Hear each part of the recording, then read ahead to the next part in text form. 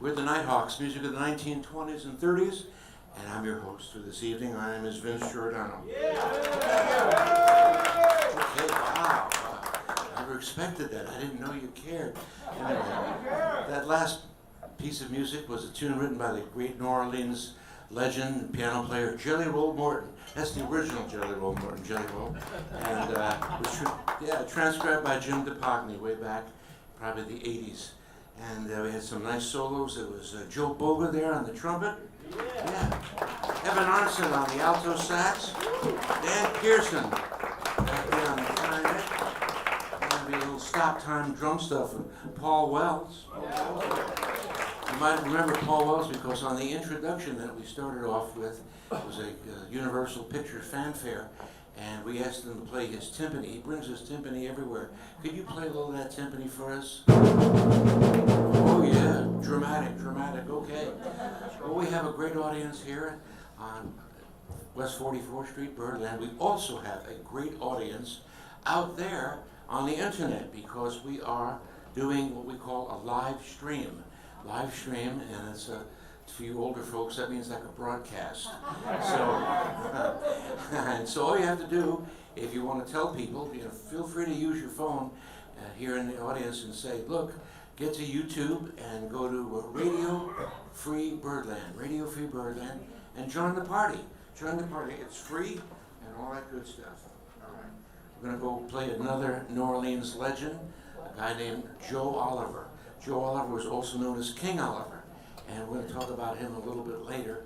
But this is a song that's sort of at the end of his recording career that he did in 1929.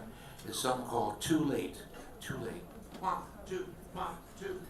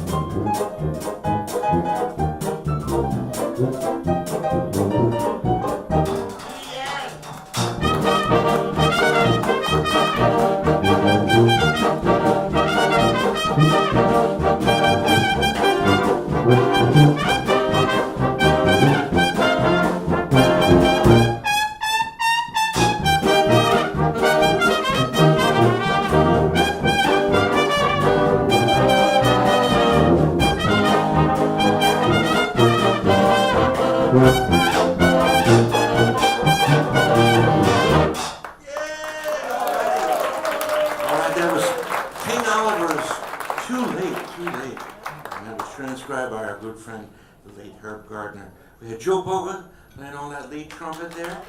Sam Chess on his trombone. Let's see, I can remember all the guys playing. Mark Lobin on the tenor. Peter Yaron back there at the piano. And Paul Wells doing little hot cymbal breaks. Not too many people play hot cymbal breaks in this era, but could you just give us a little hot cymbal break there?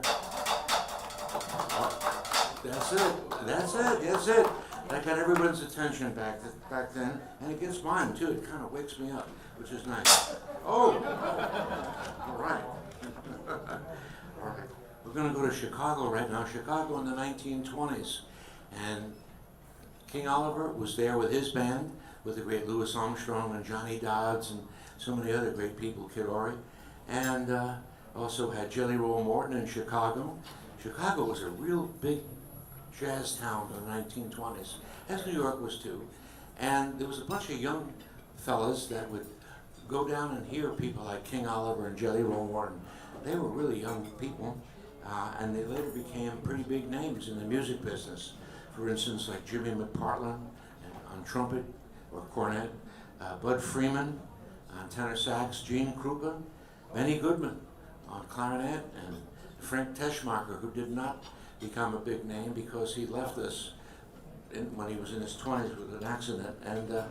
And heading up these guys was a couple of fellas like Eddie Condon and Red McKenzie, and they were real go-getters as far as getting work. And they got a recording session, and Eddie Condon wrote this wonderful tune with a fellow named George Rubens, who I don't know who George Rubens is or was. I'm sure it's was at this point.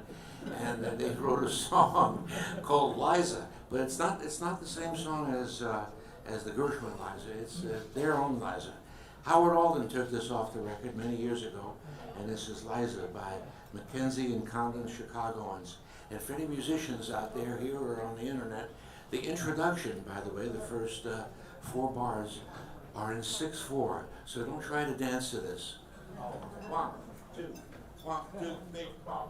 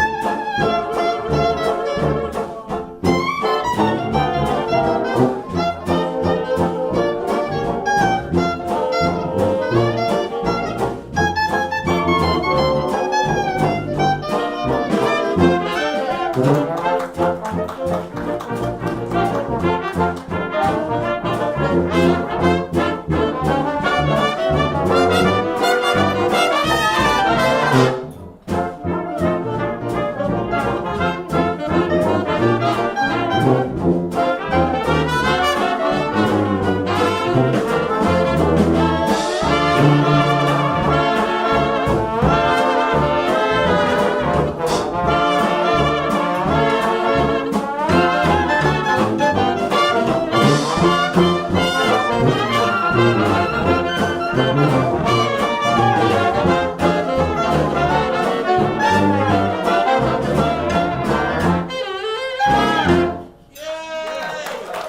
right, that's Chicago style, 1920s. Liza, that was John Kelso playing the great Jimmy McPartland solo, and Evan Arson playing Frank Teschmacher's clarinet solo. There you go. Both these fellas have great CDs, by the way, on the merch table. Just want to mention that before I forget, because I do that sometime. And let's see, we're going to skip something here. And no, it's okay. We'll get to it. We'll get to it. It's all good. Let's go to 26. Because I understand we have a bunch of great students here from, where are we now? Come on now. From the Bronx Science High School. Is that true? Let's see, with Rachel. Is Rachel here tonight? Rachel's here? She's not here. Did she send in a substitute? Okay.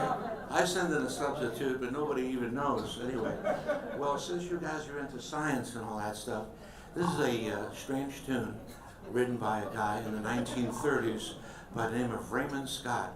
Raymond Scott wrote Raymond Scott music. That's all I can say. It wasn't jazz. It wasn't classical music.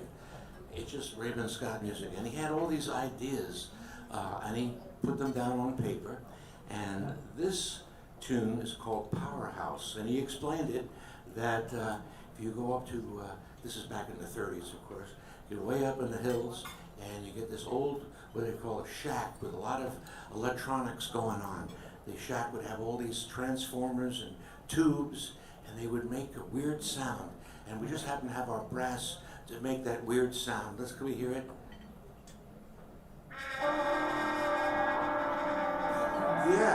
Yeah, that's what you heard when you were up there. It wasn't pleasant, but it's something you definitely did not forget. And he took all this stuff and said, let's put it together. This is Powerhouse. And when he recorded this back in the 30s, it was a minor hit. But 20 years later, we're at Warner Brothers, a wonderful guy who was in the music department named Carl Stalling. Carl Stalling, you got the Carl Stalling fan club that meets every Thursday right next to the William Bendix Film Club. But anyway, Carl Stalling said, that music might fit our cartoons at Warner Brothers, and sure enough it did. And that's how I heard a lot of Raymond Scott's music when I was a young person, watching cartoons. Watch more cartoons. There's a lot of great stuff in there. I don't think Ren and Stimpy ever used it though. But okay, here's Powerhouse. 1, 2, 1, 2.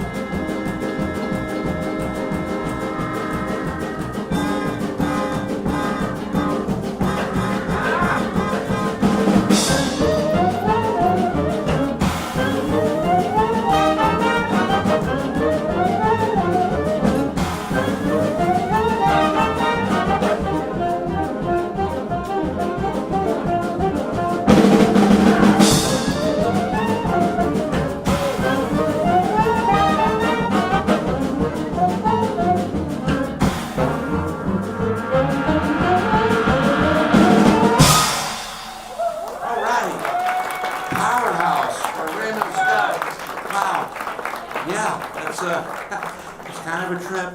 So make sure if you go up to the mountains and find an old woodshed with things buzzing and circulating around, you can check that out. Okay, so that's the 1930s. Now we're going to go way back to the early days of jazz. And this is 151 red. I have to announce for it because I'm changing the schedule here as we go. This is like live TV. Ragtime was the big music in America for, syncopated music.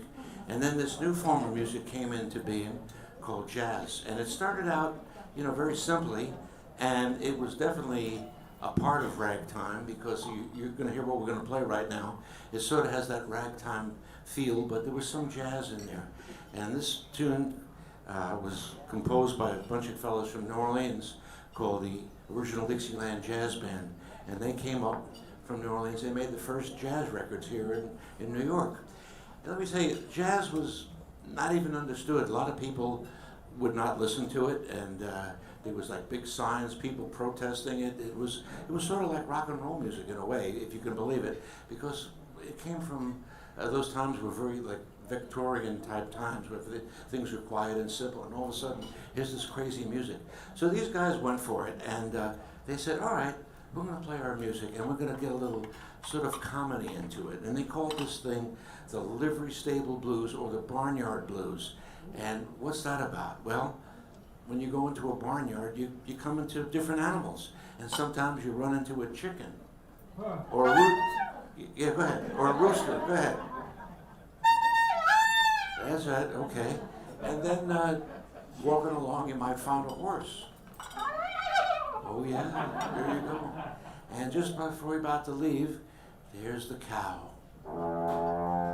That's it, the cow, that's right. Uh-oh, no burro, no donkey. Eddie Stein, he made his own jazz there. So they put this all together on these records, and young people in 1917 thought this was outrageous because they never heard anything like that and stuff, and they were a big success, and they were imitated by so many people. So right now, we're going to play this crazy tune, the Livery Stable Blues, Barnyard Blues, and I call this raga jazz, meaning part ragtime and part early jazz.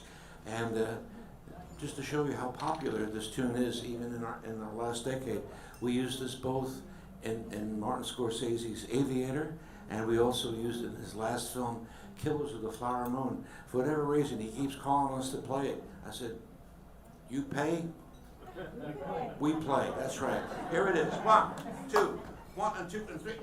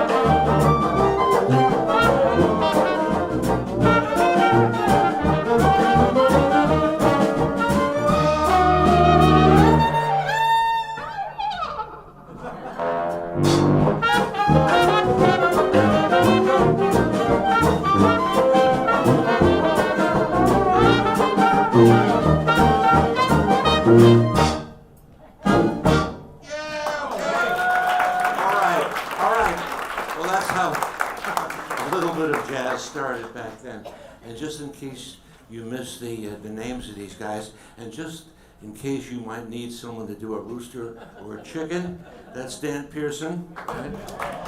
And if you need someone to do a horse, you call him there. That's John Rick Kelso. And of course, someone do a cow. That's Sanchez. There you go. All right. Okay, so we spoke a little bit about ragtime, and this was a very popular rag in the teens. It was written back in 1914 by a fellow from Kansas City called Uday Bowman, and it's the 12th Street Rag. And I'm told that he had such a big hit with the 12th Street Rag that I think he wrote like the 10th Street, 11th Street, the 12th, but it never got the same, airplay. And as a kid growing up, I used to watch this fellow on TV named Joe Franklin, and he used this as his theme song. Remember Joe Franklin? Yes, my friends, here we are. So here it is, the 12th Street Rag, played a little faster than we normally play it, but what else is new? 1, 2, 1,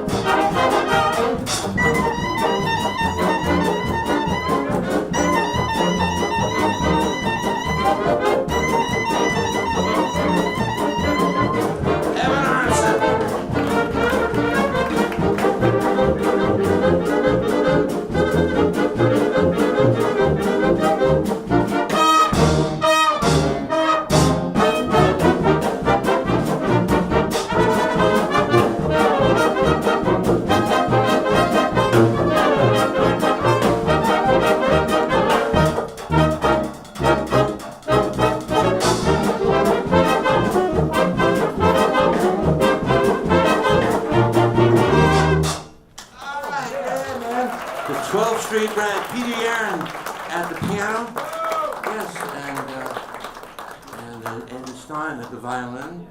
And here we had, let's see here, Evan Arnson on the clarinet, Mark Logan on the tenor, and John Eric Kelso on the hot trumpet. Well, speaking of Kansas City, it wasn't all, fast and happy, hot music. I mean, there was a lot of that, but they played the blues now and then. And one of my favorite bands from Kansas City, and there's quite a few great bands, was a band called Benny Moten. And Benny Moten was a piano player. He wrote music, and in fact, he had a great talent for getting some amazing musicians together to play in his band. Fellows like Hot Lips Page on the trumpet, who later became a big swing star, and his brother Buster Moten played the accordion and piano, and he had Eddie Durham in there too. Eddie Durham was a marvelous trombonist who wrote arrangements and played jazz guitar. Wow, you get 3 for 1 out of that fella, which is great. And then one day, this fella wandered in. He got stranded in Kansas City. He was playing with a vaudeville act, and I don't know if he overslept or whatever, but he had no money.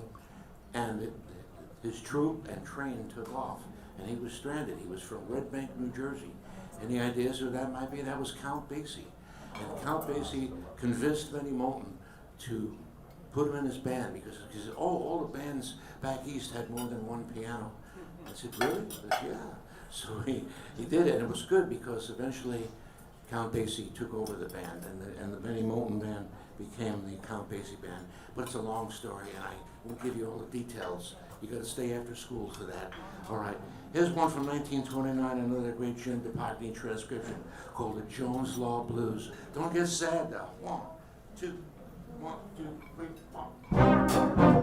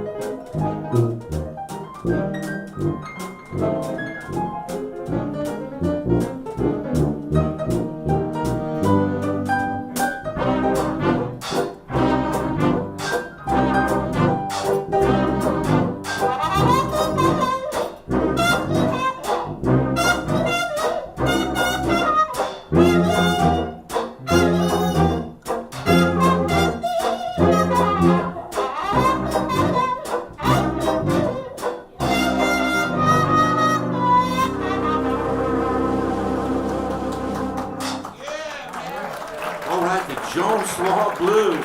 Woo! That gets down there. That's John Kelso playing all that bluesy trumpet, and Sam Chess on the trombone. Hey, he was surprised to have a little like over the top banjo solo by Devin Cortan. Yeah, over the top. Yeah, he did. And Evan Arnstead, who played the alto, and a nice Count Basie solo.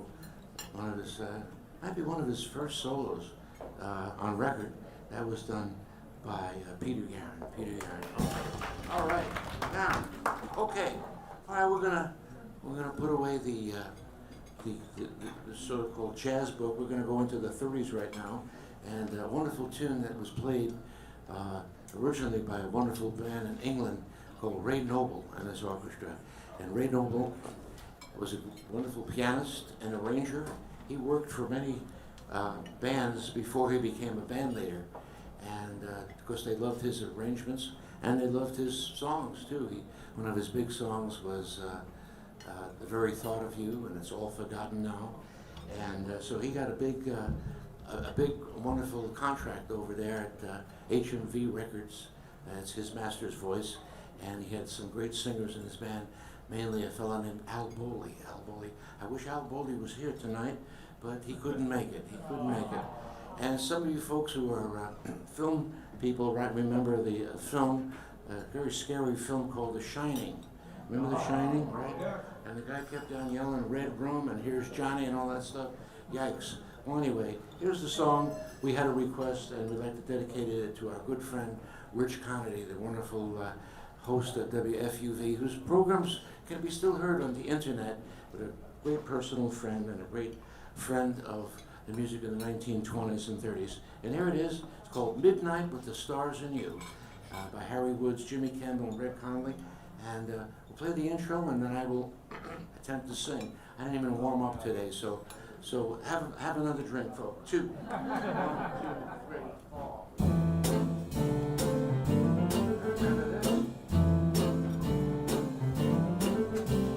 Midnight with the stars and you. Midnight and a rendezvous. Your eyes held a message tender, saying I surrender all my love to you. Midnight brought a sweet romance. I know all my whole life I'll keep remembering you, whatever else I do. With midnight and the stars and you.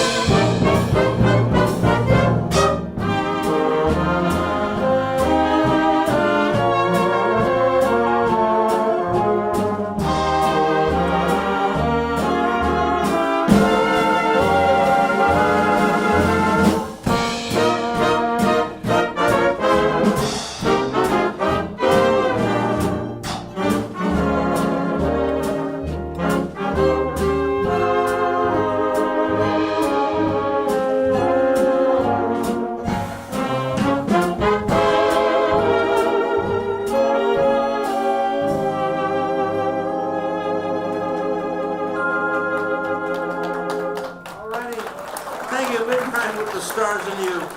That's to you, Rich Conley, wherever you are. Hey, let's put away the scores right now and play some old-time New Orleans traditional jazz. I think John Kelso might have some ideas up his sleeve. You want to do Running Wild? Running Wild. All right, well, why not?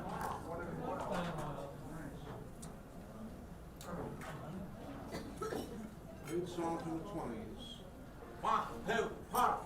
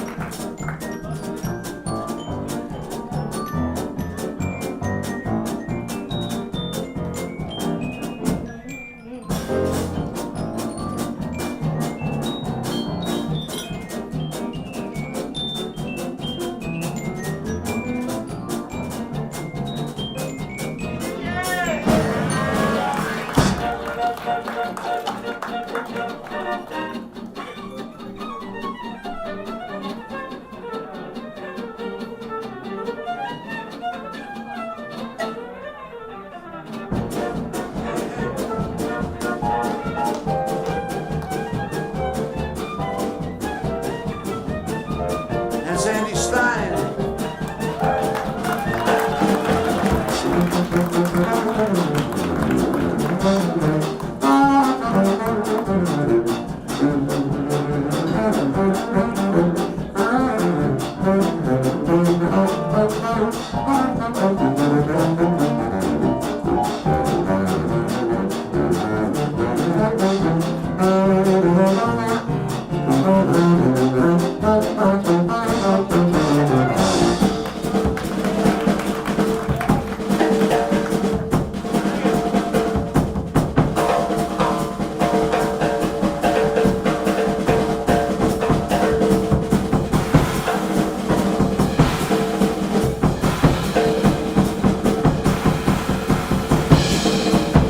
Paul Wells.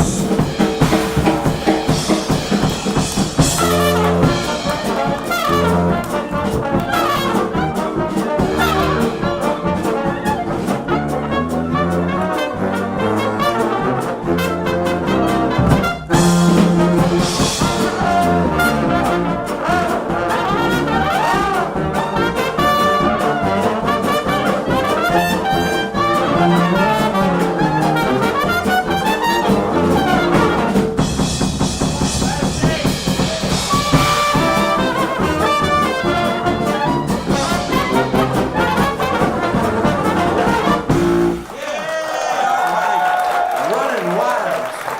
Man, oh man, that's Dan Pearson on the clarinet.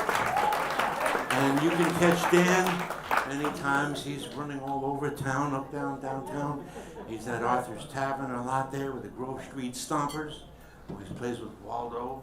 And occasionally you catch him at Winnie's. Winnie's, he's one of the up-and-coming band leaders at Winnie's, at the new jazz club.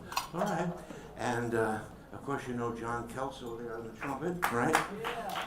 And both John and Sam were using these really neat things called mutes. And could you illustrate for our young audience out there what a mute can do to you?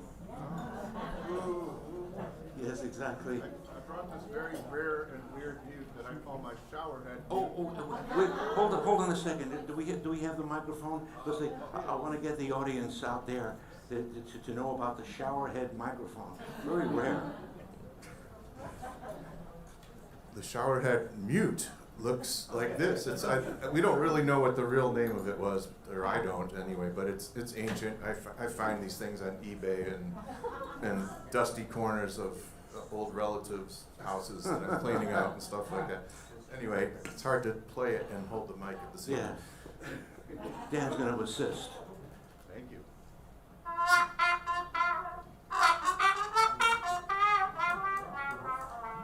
Wow. Wow, that's great. So, and what happens if you just played it, you know, without any, which is very nice, but I like to take a shower. There you go. And then we had, then Sam Chess, you had your own contraption there. What were you playing into? Well, it's just a hat. A hat? You mean like for winter time and all that? Fashion it on your horn, on your head. Yeah. Okay. Let's show it. Let's do it before and after. Good. Nice. Yeah. And without? Yeah, without it, it's just... Oh, that's terrible. That's terrible, Jelly. Okay, put that away. All right, then we had a great banjo solo by Devin Cortan. Oh, yeah. And strumming it. And then, right after that, some of the guys in the band started changing instruments. Peter Aaron, who you've been hearing playing the piano, he moved over to this little box called the Celeste of the Celeste. Used in a lot of classical music, but occasionally like Fats Waller and Don Redman and others would use it in jazz. And he's one of the few, if not the only, jazz celeste players in Birdland, because the other guys don't have one. So give him a little celeste there.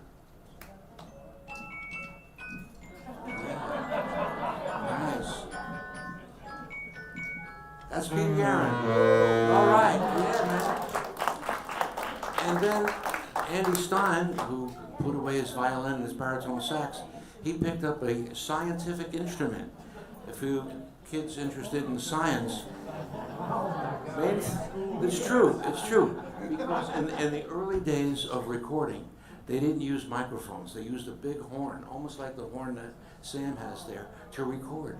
And strings were very hard to record. So this guy in England named Stroh made this thing called a phonofiddle. It's part phonograph, part fiddle, or Stroh violin. And there's Andy Stein to play it. And thank you very much. Thank you. Sit down. Put it away. Okay. And then, I guess it was my turn, and I appreciate the one person who applauded for my bass sax solo. That's all right. And it's like we typically say, the more you drink, the better it sounds. And the more I drink, the better I think it sounds. Let me see. How sweet it is. There you go.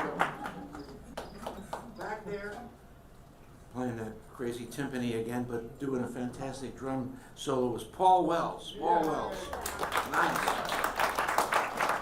Now, folks out there in internet land and folks right here might be interested to say, well, where else can I find more information about this music and who's playing it? And I have the answer for you right now. It's this wonderful newspaper that comes out every month called the Syncopated Times. And we have some here on our table, and this one features John Kelso, the guy you just heard playing the hot trumpet. It's got his whole story here, you know, like, wow. They might even make a film out of this guy. Maybe not, I don't know. So check that out. How sweet it is. I don't know, I'm improvising here, as you can tell. But it lists a lot of different people that are playing this music, ragtime music, early jazz, early swing. You gotta pick it up. Normally it's $4 an issue, but over there you can get it for free. So make sure you take it. And also in there is our advertisement, our Birdland. We're here at Mondays, every Monday and Tuesday, 5:30, 8:30. And on Tuesday, as it is today, I hope, we're doing this live stream broadcast. So it's all on this little card.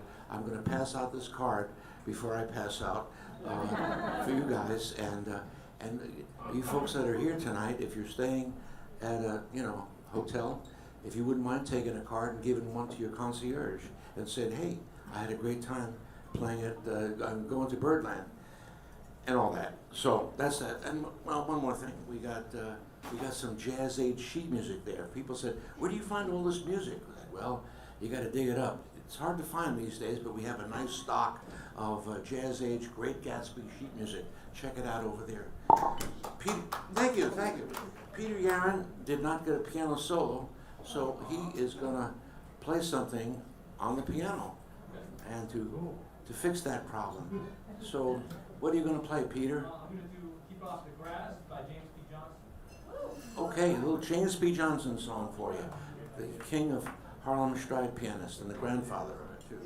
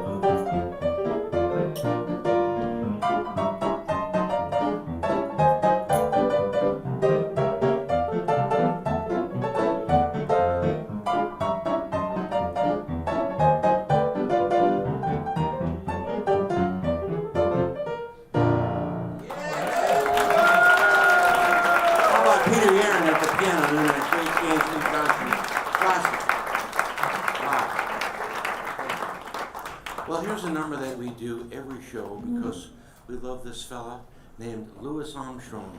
Do you folks know that name? Okay. Good, all right, that's what I want to hear. Now, how many people have been out to Queens to visit his house, the Jazz Museum out there? Has anyone been out to see it? Well, you gotta go to it because I've got a bunch of flyers here. It says, a living museum to a jazz legend in the heart of Queens. You just take the 7 train to Corona and it's Louis Armstrong House. Take one of these flyers. You'll really have a great time. It's a very moving experience. I've sent a lot of people there and they either wrote me or called me and they said, wow, I had no idea. All his memorabilia is there, his artwork. His wife here, Lucille, did a lot of designing. She had a great flair for the kitchen and the bathroom, believe it or not. I mean, it's, you know, it's crazy talking about that, but it's really very unique and very heartwarming. And Louis Armstrong was a very important part of jazz. And thank you. Luca Riccardi is still writing books on Louis Armstrong. He keeps finding more and more stuff, and we're trying to piece the puzzle together in his, I don't know, close to 70 or 71 years. He sure packed a lot of gigs and recordings and films and tours and you name it. He made a lot of people happy. A great man. Well, he was from New Orleans, and he was doing okay in New Orleans as a young fella. But this man who we talked about earlier, Joe Oliver, who also was known as King Oliver, he was really hell-bent on, thank you, he was hell-bent on getting Louis out of New Orleans to join him in Chicago, and he did. And once Louis got into Chicago, his fame just took over and took out, and he went to the moon as far as I'm concerned with his career. And Louis never forgot that because Joe took him under his wing, and to Louis, he was known as Papa Joe. Joe Oliver. There's some people out in California still have these bumper stickers that says Joe Oliver is still king. You know, that's how wonderful this man played and what he did for jazz. Anyway, Louis in 1928 got in the studio with a bunch of his friends, one being Earl Father Hines and Zooey Singleton and a few other fellas. And they said, let's do one of Papa Joe's old tunes, the West End Blues. And we're so glad that Louis did this because it really created a lot of excitement about Louis Armstrong's music and for jazz. There's a lot of things written about it. Here's John Kelso to play the West End Blues for you.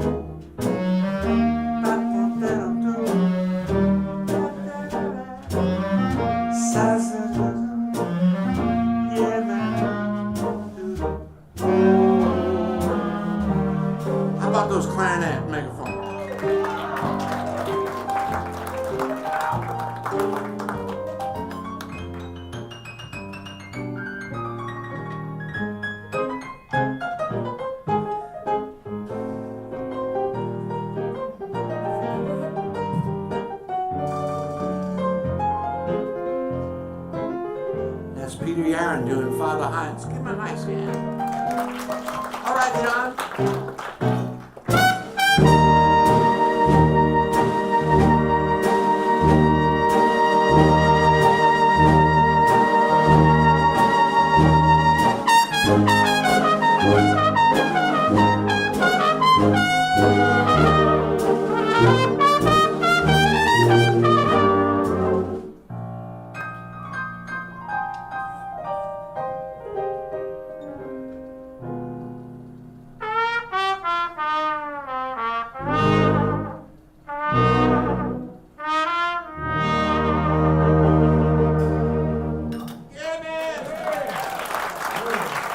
John Kelso, great Louis Armstrong solo, the West End Blues. All right, now John has a lot of gigs running around. I like to talk about his Sunday gig. Every Sunday, he's down at a place on Spring Street, that's Lower Manhattan, called the Ear Inn, and I pull on my ear because it's really called the Ear Inn. Very funny name, but that's it. And he's been there about 18 years, give or take. And the band changes from time to time, so he calls the band his Irregulars, which is very good. I like it, it's too.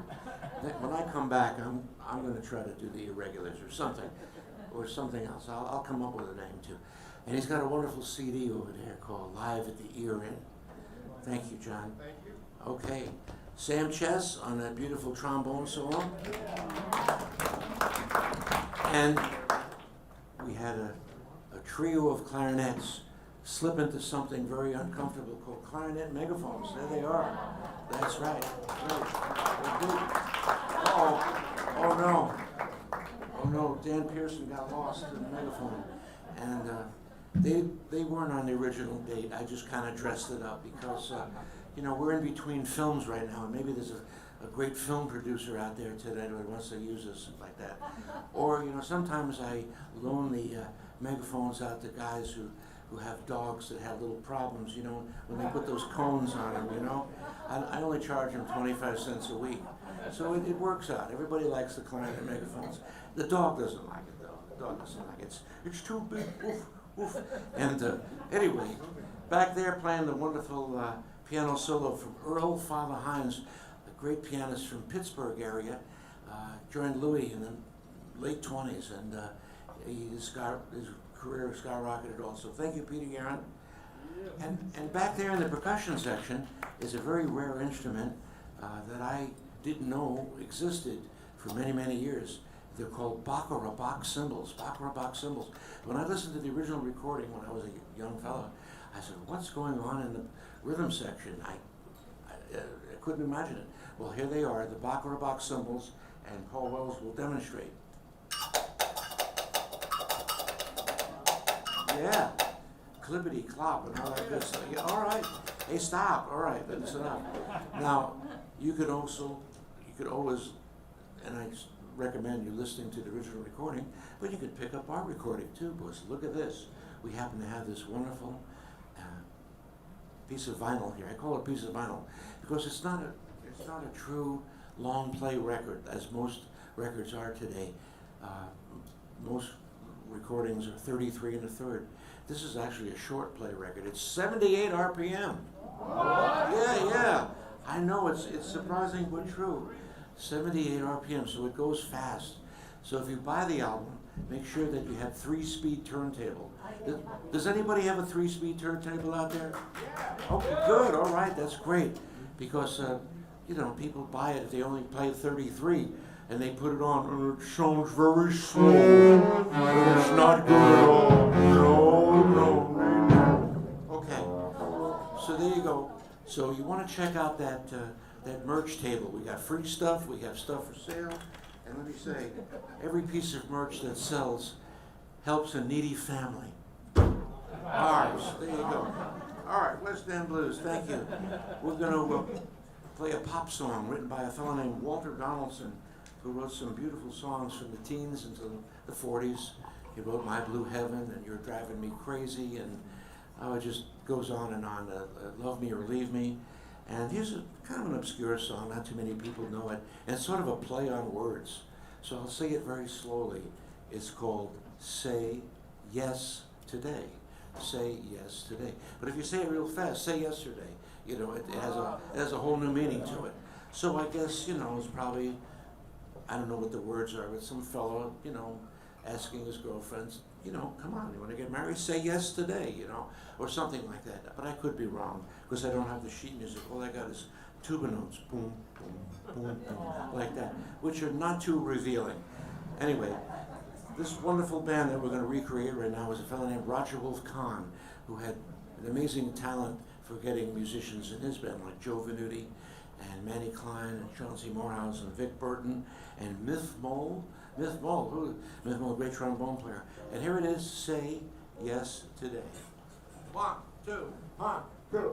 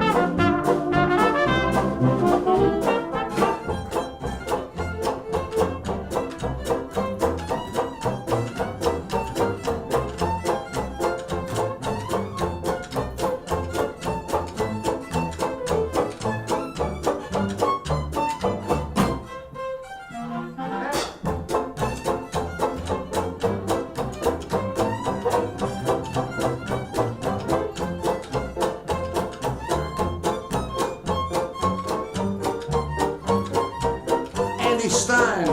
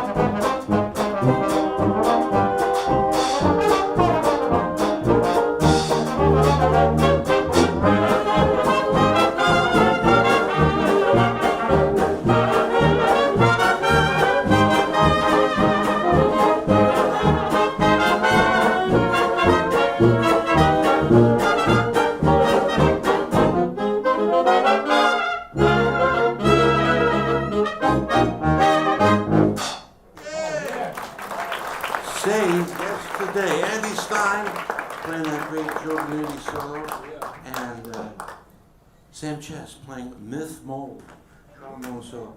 Myth Mole, what a kind of name is that? Actually, his real name was Irving, but they shortened it to Myth. I don't know how that happened. We share the same birthday, but many years apart. Well, okay. More information that you don't want to know. Let's see now. What should we do now? Should we do a swing number for the folks? What do you think? What Lopi, what is something you'd like to be featured on maybe? I double dare you? You want to do that one? Okay. Well, here's a swing number. Well, what do you know? It's even up for right now. This was written by a fellow named Terry Shand, great pianist, came from Texas. He played in New York in a very commercial band named Freddie Martin. And he wrote a couple of great tunes called Bugaboo and and then a silly tune, Dance with the Dolly. But this one is called I Double Dare You. And Louis Armstrong got a hold of it and made a great record of it. And here's our version of their version of I Double Dare You. 1, 2, 1, 2.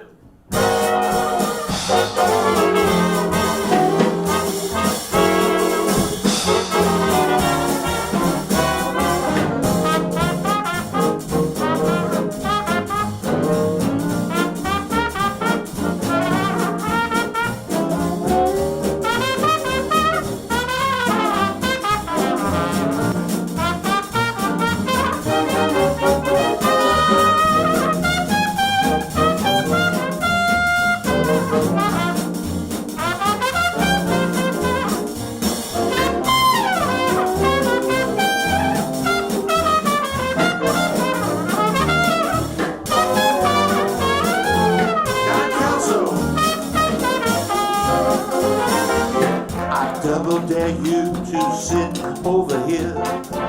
I double dare you to lend me your ear. Take off your high hat and let's get friendly. Don't be a scared cat. Say, what do you care? Can't you take a dare? I double dare you to kiss me and then I double dare you to kiss me again. Why not? And if that look in your eyes means what I'm thinking of, I double dare you to fall in love with me. I double dare you, you rascal, yeah.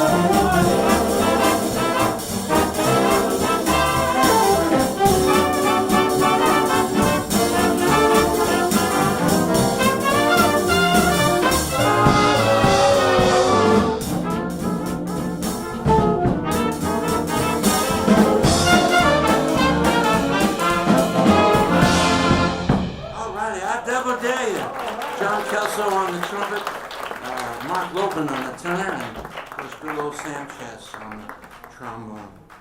Well, I'm really sorry to say we've run out of time. Yeah, it happens. It happens.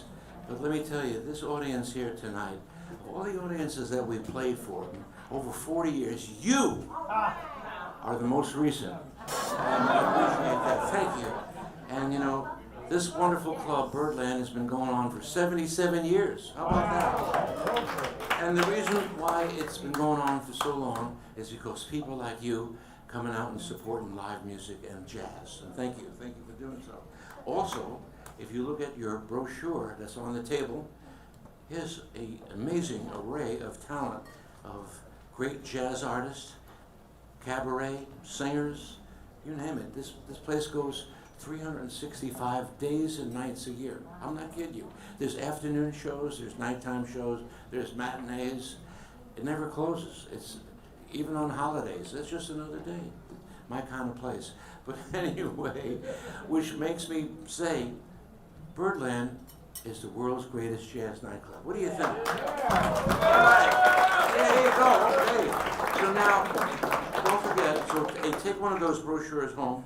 And don't forget, we're here Mondays and Tuesdays. Watch us on the internet.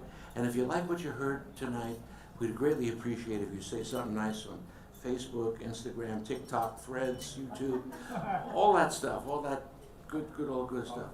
We're going to take a big break and come back for our 8:30 show. We're going to play something that was played by the wonderful band, a hot band called the Missourians.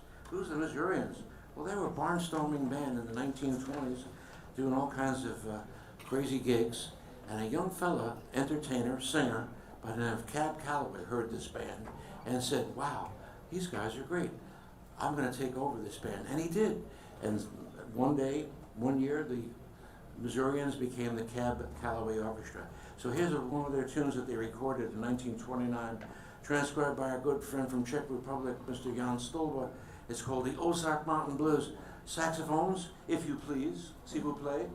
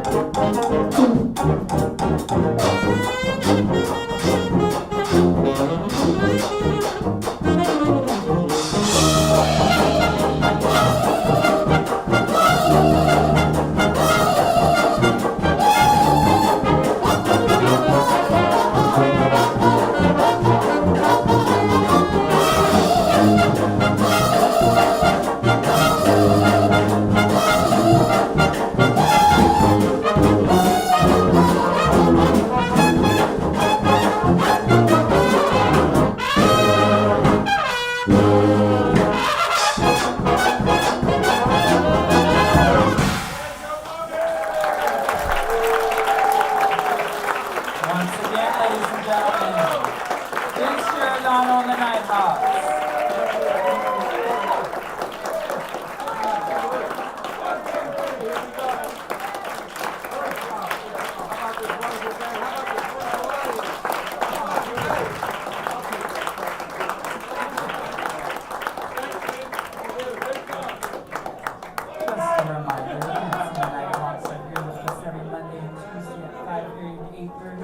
So please come back and bring a friend.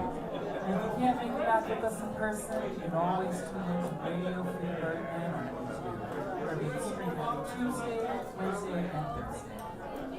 And if you'd like to take music home with you, the girl, I'm her CD card.